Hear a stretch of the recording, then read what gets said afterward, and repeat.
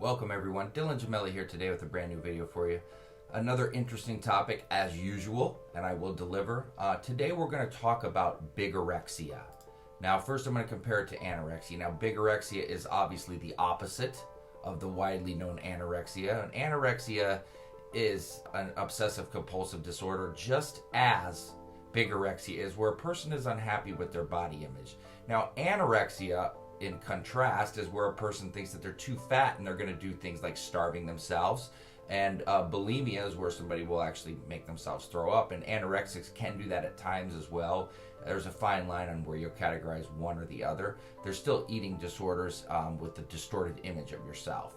Now, this is more common in females on like a 3-to-1 margin by studies. But trust me when I tell you, when it comes to bodybuilding and modeling and any sort of athletic type of thing, or where people are selling items, etc., to make their living, or in the fitness community, there are a lot of men out there that have this problem. So don't be ashamed if you do, because it's an issue and it's not just a female thing. I guarantee you that. Okay, I've seen statistics where it's more common for females, up to 6-to-1. Trust me when I tell you, there's far more males out there than one would think. Now this generally starts for females from my understanding around the age of 14 to 15, but it can go on. It can be a lifelong thing. It can happen at any given time. That's the average, starting time. Now, bigorexia is also called muscle dysmorphia, and it affects men at a much higher rate than women, okay? Now, it's estimated that about 10% of men that attend gyms have bigorexia, but if you go to a more meathead style of gym, you're going to see far more than that. All right, the most common age that it starts for men is around 19 years old. And with bigorexia, men can become obsessed with the size of their muscles, and they're frightened with becoming too weak or losing any sort of size whatsoever.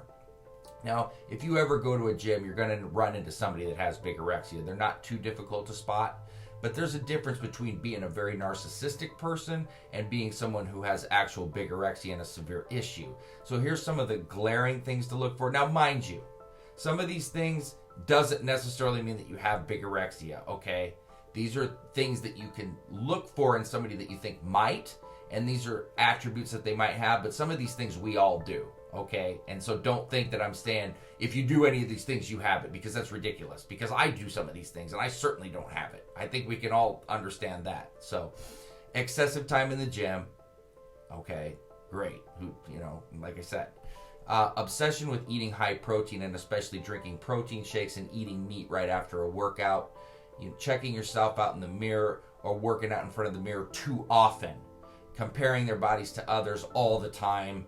Abusing supplements and anabolic steroids. Worrying about what others, think about how they look, and thinking people are always looking at their body. That's another one. Weighing themselves several times a day, but once again, a lot of us do that. A constant worry about muscle size and fear of losing muscle.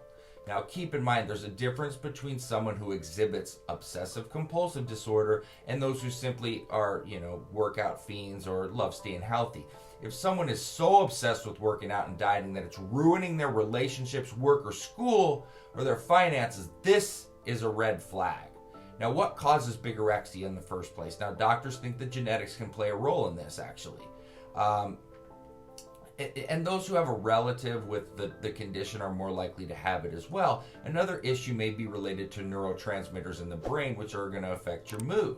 But the most logical and main reason for bigorexia is the environment that the person grew up in. Now, bullying, trauma, family issues, being skinny or fat as a child, these are all contributing factors to why a person develops bigorexia as a teenager and into their 20s. There's been a lot of spoofs and comedies out there on social media and YouTube as well, and people making fun of people with this. Look, this isn't funny, okay? These conditions aren't funny. You shouldn't be making fun of anybody with these conditions. It might be funny to you, but you should keep it to yourself. Because when you do that, it gets into people's head and it can make things worse. It can be embarrassing to them. It could actually stifle them from going and getting help.